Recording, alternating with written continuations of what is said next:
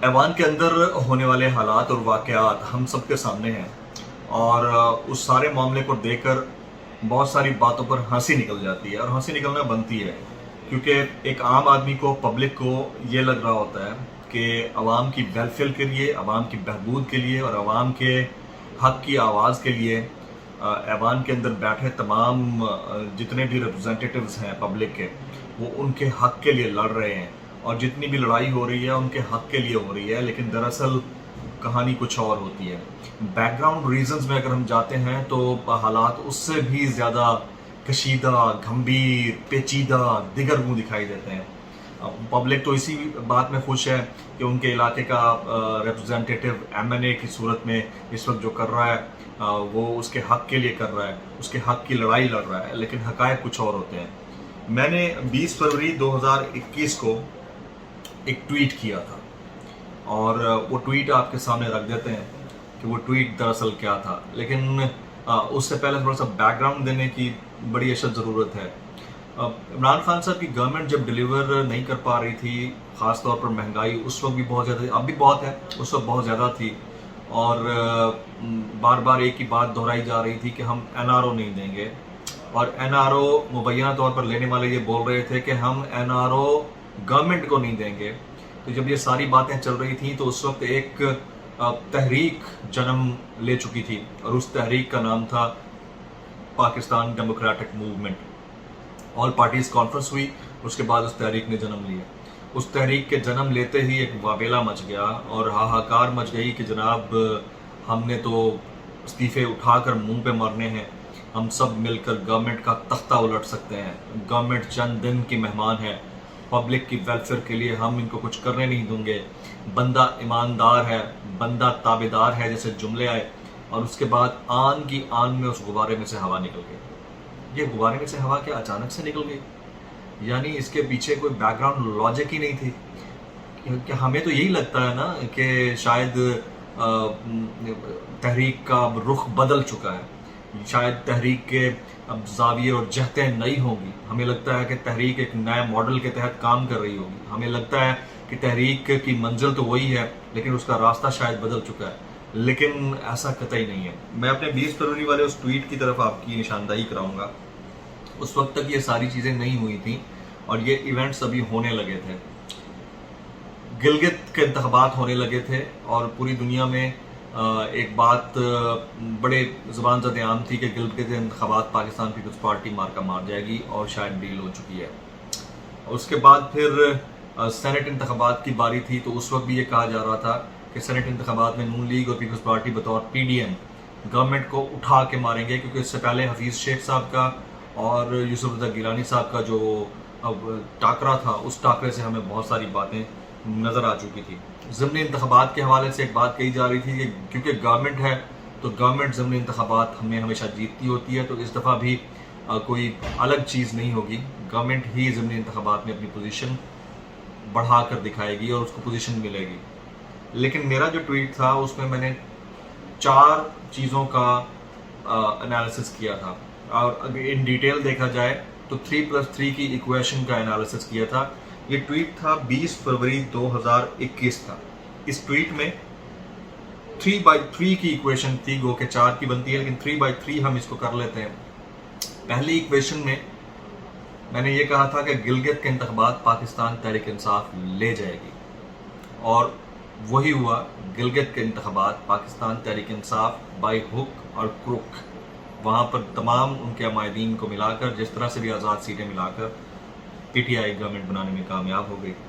دوسرا میں نے کہا تھا کہ سینٹ انتخابات میں پاکستان تحریک انصاف اپنا لوہا منوائے گی، گو کہ ایک بڑی سیٹ جو آپ اور ہم لوگوں نے دیکھ لی کہ کس طرح سے ایک بڑی سیٹ پہ ہار ہوئی عبدالحفیظ شیخ صاحب کو، لیکن اس کے باوجود جس طرح چیئرمین سینٹ کا تقرر ہوا، پھر ڈیپٹی چیئرمین سینٹ کا تقرر ہوا، اور پھر سینٹ کے اندر قائد حزب اختلاف کا چنا جانا، اور پھر پی ٹی آئی کا ڈنکا بجنا، تو ہم نے دیکھ لیا کہ اس میں بھی پی ٹی آئی نے جگہ بنا لی۔ ضمنی انتخابات کے بارے میں نے ایک چیز کہی تھی کہ آپ دیکھیں گے کہ ضمنی انتخابات میں اکثر جگہوں سے، اکثر حلقوں سے پی ڈی ایم جیتتی ہوئی دکھائی دے گی، چاہے پیپلز پارٹی ہو، یا چاہے PMLN ہو. تو ہم نے وہی دیکھا, ڈسکا سے لے کر کراچی کے NA-249 تک ہمیں PMLN کی گونج سنائی دی, انٹیریئر سندھ کے اندر پیپلز پارٹی کو گونج سنائی دی, اور پھر KPK کے اندر کچھ جگہوں پر PMLN جیتتی ہوئی دکھائی دی. تو PDM کی جیت تھی, تو وہ ہم نے بتا دیا. میں نے یہ کہا تھا کہ ایک مومنٹ آئے گا کہ آپ کو کچھ لوگ لندن یاترا کرتے ہوئے دکھائی دیں گے, اور پھر وہی ہوا. شہباز شریف صاحب کی ایک اچانک سے بیل ہو جاتی ہے, اور پھر اچانک سے پتہ چلتا ہے کہ شہباز شریف صاحب فلائٹ پکڑنے والے ہیں, اور پھر اچانک سے پتہ چلتا ہے کہ ان کو فلائٹ سے آف لوڈ کر دیا گیا ہے. تو یہ کرینہ قیاس نہیں تھا, ایسا ہونا تھا. لندن کے اندر کیا ہوا, پاکستان کے اندر کیا ہوا, کس نے کس کے گھٹنے پکڑے نہیں پکڑے, آپ ہمارے سامنے ہیں. اور خیر, شہباز شریف صاحب کا بھی اس فلائٹ سے رکنا اور پاکستان میں بیٹھنا, اور پاکستان کے اندر اس گورنمنٹ کا تیسرا بجٹ منظور ہو جانا, اور اس میں شہباز شریف صاحب کی عدم موجودگی, اور پھر بلاول بھٹو صاحب کا شہباز شریف صاحب کو تنقید کا نشانہ بنایا جانا, یہ سب بائی ایکسیڈنٹ تو نہیں تھا. اچھا, میں نے ایک بات اور کہی تھی کہ آزاد کشمیر کے انتخابات پاکستان تحریک انصاف لے جائے گی. اب آزاد کشمیر کے انتخابات میں چند دن باقی ہیں, اور وہاں پر جس طرح کی گٹھ جوڑ کی سیاست ہو رہی ہے, تو اس سے آپ اس چیز کو بالکل قطعی طور پر رول آؤٹ نہیں کر سکتے کہ پاکستان تحریک انصاف ہی کی ریپرزنٹیشن اکثریت میں ہوگی. اور جس طرح گلگت بلتستان میں PTI نے اپنی کولیشن گورنمنٹ بنائی ہے, اسی طرح آزاد کشمیر میں بھی پرائم منسٹر پاکستان تحریک انصاف کا ہوگا.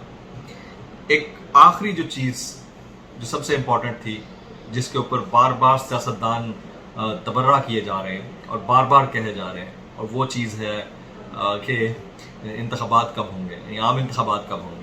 اب مختلف پارٹیوں کے سیاستدان, ان کی تو ذاتی خواہش ہوتی ہے جس کو وہ خبر بنا دیتے ہیں, اور وہ کہتے ہیں کہ انتخابات جو ہیں وہ تو اسی سال ہونے چاہیے, یہ آخری سال ہے گورنمنٹ کا, پاکستان تحریک انصاف کا, اور اس سال انتخابات ہو جانے چاہیے. ہم نے 2018 میں بھی سنا, 19 میں بھی سنا, 20 میں بھی سنا, اور 21 میں بھی ہمیں سننے کو ملے گا. لیکن جس طرح کی سچویشن ڈیفیوز ہوئی ہے, جس طرح اب سچویشن کے ڈفرینٹ اینگلز ہمارے سامنے کھل کر آئے ہیں, اس سے یہ لگتا ہے کہ انتخابات 2023 میں بھی ہوں گے.